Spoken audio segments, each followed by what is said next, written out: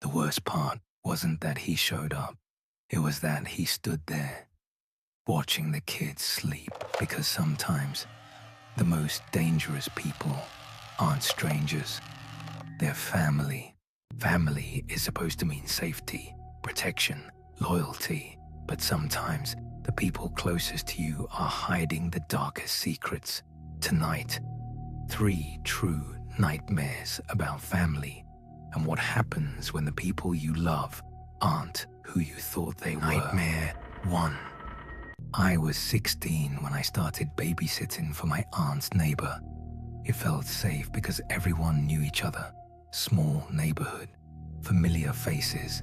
The parents trusted me because I was basically family. 2 kids, 6 and 8, easy bedtime, easy money. One Friday night, before they left, the mom mentioned something casually. Uncle Mark might stop by to grab something from the garage. I nodded. Didn't think twice. He'd been around before at birthday parties and barbecues. He was one of those relatives who always hovered on the edge of family events. Friendly, quiet. Around 8:40 p.m. there was a knock at the door. I looked through the peephole. It was him. He smiled when I opened it. Not a big smile, just enough. He stepped inside before I even invited him. That was the first thing that felt off. He asked where the parents were. I told him they wouldn't be back until late. Something in his face changed. It was subtle, but I noticed it. He said he just needed something from the garage. Instead of heading toward the back door, he walked down the hallway, toward the kids' bedrooms. My stomach tightened. I followed him and said, "The garage is the other way." He barely acknowledged me. He stopped outside the youngest child's room. The door was cracked open. He leaned slightly, just enough to see inside. They were asleep. He stood there too long, not checking on them, just watching. I felt my voice shake when I said, "They're fine. I already checked."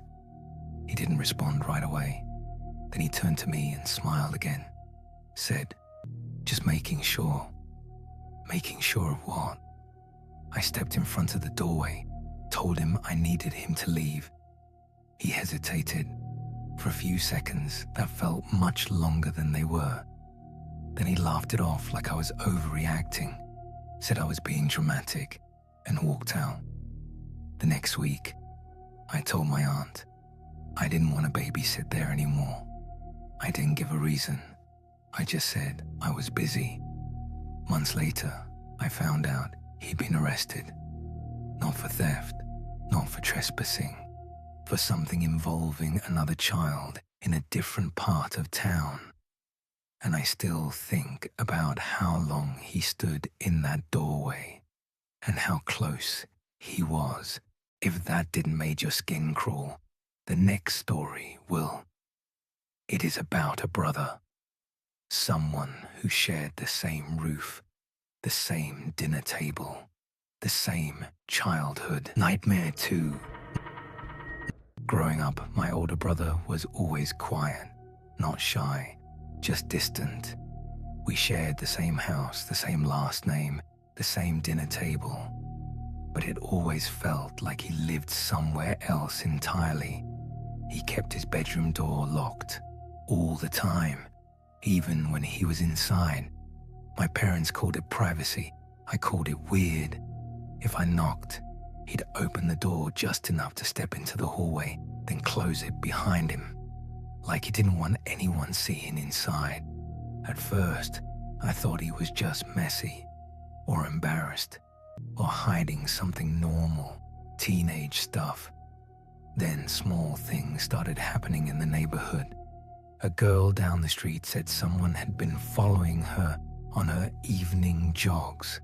Another family complained about someone sitting in a parked car near the park at night. My brother never reacted to those conversations. He just listened. Too closely. One afternoon when he wasn't home, I noticed his door wasn't fully shut, just slightly open. I don't know why I did it. Curiosity, instinct. I stepped inside. The room was cleaner than I expected. Bed made, desk organized. But then I saw the corkboard. Dozens of photos pinned up, printed from social media, mostly girls from our neighborhood, some from nearby schools. Under each photo were handwritten notes, gym schedules, class times, work shifts, even routes. I felt cold all over. This wasn't random. This was planning. I took a picture with my phone. Then I left before I heard his car pull into the driveway. That night at dinner, I couldn't look at him. He acted normal, asked my mum to pass the salt, smiled at my dad. My parents didn't want to believe me when I showed them the photo. They said I must have misunderstood. He told them it was research for a psychology project. And somehow, they accepted that. They made him take the board down. That was it. No police. No consequences. 6 months later, everything changed. A girl from our town reported someone following her home from work. Security footage from a nearby gas station caught the car. It was my brother's. When the police searched his room, they found more than just photos. They found journals, routes, time logs. He had been studying people, tracking them, planning. Family dinners stopped after that. Holidays became quiet. And I still think about that afternoon, about how long that board had been there, and how close danger can live without anyone wanting to see it. If you're still watching, take a second to like this video. It helps Nightmare Central grow and reach more people who love true horror. And if you haven't already, subscribe for more stories every week, because the final nightmare tonight isn't about suspicion. It's about something that had been happening for years inside the same house. You won't believe it. Nightmare 3. The house I grew up in was old, not falling apart, just tired. The floors creaked even when no one walked on them. Pipes knocked inside the walls at night. We blamed everything on the house. That's what families do. We explain things away. It started small. Food would go missing. Nothing dramatic, just enough to make you question your memory. A few slices of bread, half a bottle of juice, leftovers that felt slightly lighter than they should have been. My mum thought my dad was snacking late at night. My dad blamed me. I blamed my little sister. It turned into jokes at dinner. But then my sister said something that made everything quiet.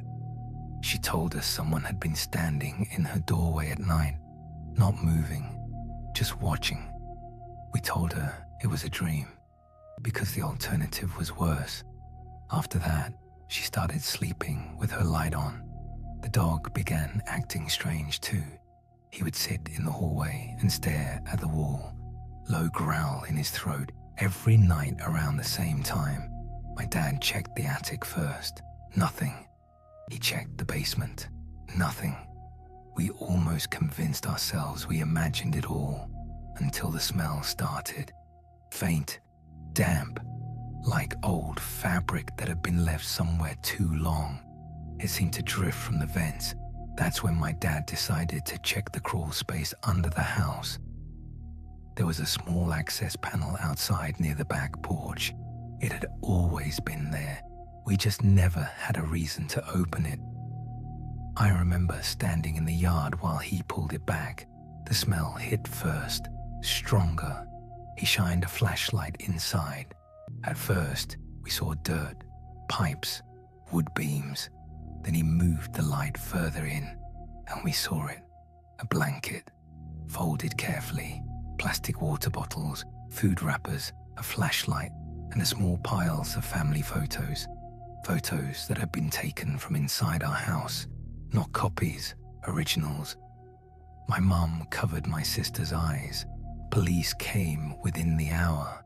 They searched the crawl space and found signs someone had been living there for weeks, maybe longer. There were shoe prints in the dirt, recent ones. The officer asked if anyone else had access to the house. That's when my dad remembered. Years ago, a distant cousin had stayed with us for a few months. He'd helped with repairs under the house once. He knew about the crawl space. He'd even joked about how easy it would be to hide down there. We thought it was dark humor. Police found him 2 days later. He admitted he'd been entering through the crawl space at night, sometimes when we were asleep, sometimes when we were awake. He said he just wanted to feel close to family again. I still replay that sentence in my head, because the worst part wasn't that someone had been living under our house. It was that he had sat at our dinner table once, celebrated holidays with us, laughed in our living room, and then chose to live beneath it. After that, we moved. Not because we had to, but because the house didn't feel like ours anymore. And sometimes I still wake up at night, imagining someone just beneath the floorboards, listening. Not all family is equal. Some protect you, some watch you, and some wait beneath the floorboards. But here at Nightmare Central, you're part of something different. We face the darkness together. This was Nightmares of Family. Sleep carefully.